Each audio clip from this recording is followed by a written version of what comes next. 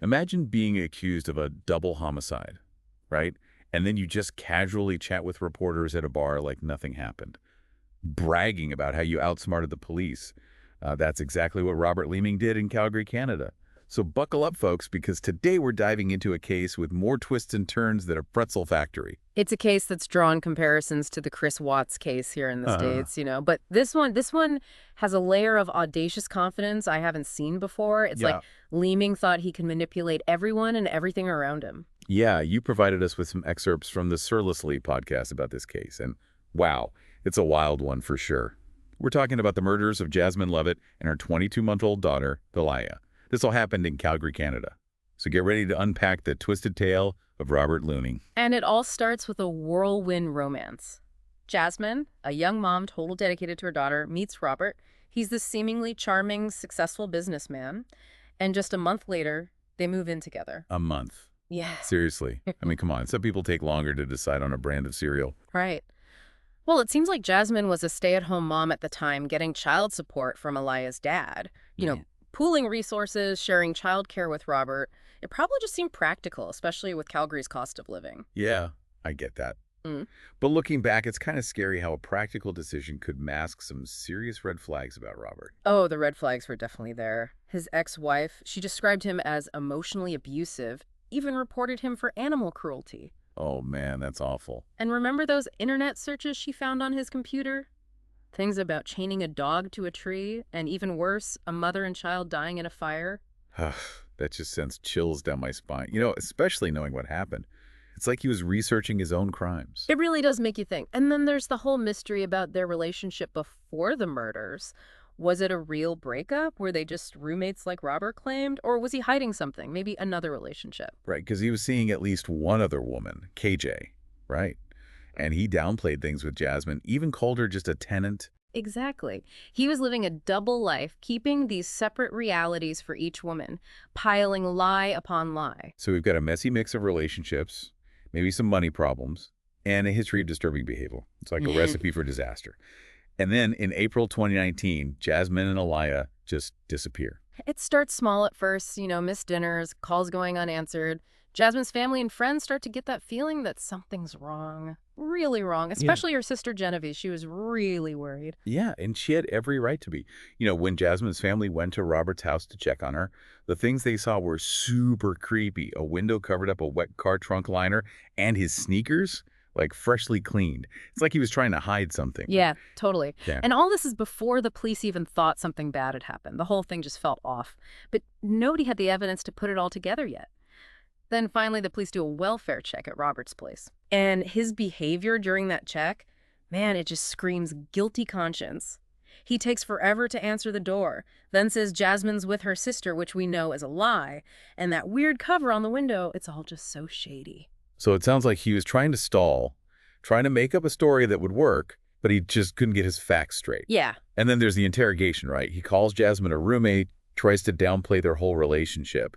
Was that him misunderstanding things or him trying to distance himself from the crime? I mean, it's tough to say for sure, but the evidence really points to him being sneaky, Remember his date that night, KJ?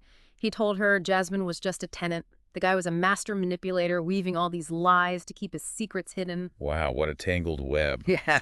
But thankfully, the search of his house uncovered a ton of evidence, right? Oh, yeah, it's like something out of a movie. Yeah.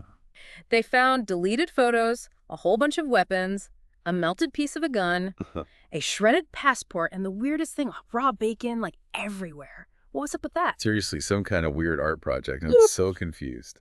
Actually, it was much creepier than that. He thought that pork smells like human flesh, and he figured if he scattered bacon around, it would mess up the cadaver dogs. That is just so messed up. So he thought he could outsmart everyone. Yeah, it shows you how twisted his thinking was, how desperate he was to cover his tracks. And the craziest part, while the police are searching his house, he's giving interviews to reporters, basically bragging about how he's outsmarted them all, like he was enjoying the attention. That arrogance is unbelievable. It's like he thought he was above the law, untouchable, but the police weren't falling for it. They knew they had a tricky suspect on their hands, so they came up with this awesome undercover operation to catch him in his own lies. Okay, now this is where things get interesting. Yeah. Tell me more about this operation. So they created this fake crime group, with a whole warehouse full of weapons, telling stories about illegal stuff. They played right into Robert's ego, his need to feel powerful and important, like he was part of something big and dangerous. So they used his own narcissism against him. That's brilliant. It was a total psychological takedown. They appealed to his vanity, his desire to fit in. And they carefully manipulated him into letting down his guard. And guess what? It totally worked. He fell for it hook, line, and sinker. I bet he confessed to everything. He did. He confessed to killing Jasmine and even took the undercover officers to where he hid the bodies. And the details he gave about the murders, how he got rid of the bodies, how he tried to cover it all up, it was chilling. It sounds like it was all planned out, so cold and calculated. And what's really disturbing is why he didn't call for help after Elias supposedly fell. He said he couldn't find his phone, but phone records show he was texting his other girlfriend right around the time of the murders. So basically, he cared more about saving himself than saving a little girl's life. It's horrifying. His actions show a man completely consumed with self-preservation.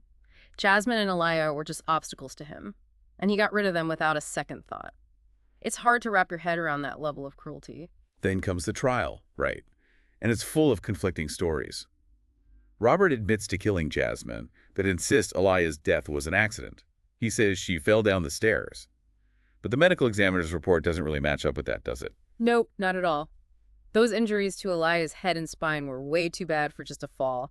And then there's the possibility of sexual abuse, which adds another layer of horror to this whole thing. It makes you wonder, was Elia's death really an accident, like Robert said, or did he kill her to keep her quiet? That's the million-dollar question, right?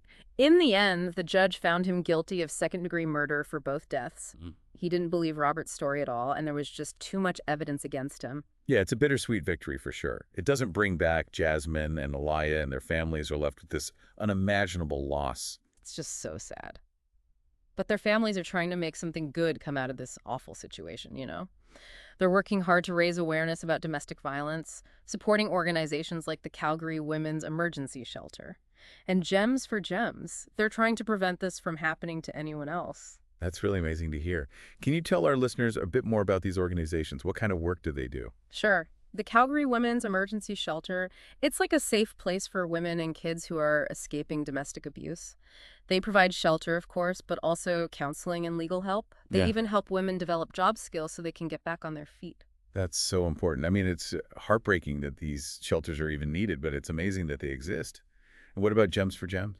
Gems for Gems focuses specifically on young girls and women. They use mentorship and education to help them build confidence. They teach them how to be strong and resilient so they can break free from these cycles of abuse. It's inspiring to see Jasmine and Elia's families channeling their grief into something so positive. It shows incredible strength and a real commitment to making a difference. It does, and it highlights how important it is to address the root causes of domestic violence. It's not just about individual cases like Robert Leeming's, but about bigger issues like gender inequality and societal norms. All these things contribute to violence against women. And we can't forget about Robert's appeal back in 2022. He was still denying that he killed Elia, holding on to that tiny possibility that maybe, just maybe, her death was an accident. It's like he couldn't face the truth of what he did. He was grasping at straws, trying to make himself seem less guilty. His whole argument was that there was another explanation, a reasonable alternative to what the prosecution was saying.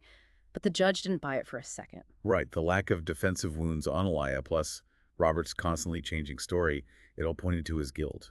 And, the judge even mentioned how Robert never actually denied killing Elia when he confessed to those undercover officers. He just left it out. It's a small detail, but it speaks volumes. This case is a chilling reminder that evil can hide in plain sight. These monsters aren't always lurking in the shadows. Sometimes they're charming, seemingly normal people who blend right in. Exactly. It teaches us to trust our gut feelings, to pay attention to those red flags, and never underestimate how dark people can be. So what can we do? How do we prevent these tragedies from happening? Education is key. We need to recognize the signs of abuse, understand the dynamics of power and control, and challenge the societal norms that lead to violence against women. And of course, we need to support organizations like the Calgary Women's Emergency Shelter and Gems for Gems. They're doing such important work providing resources and support to those affected by domestic violence.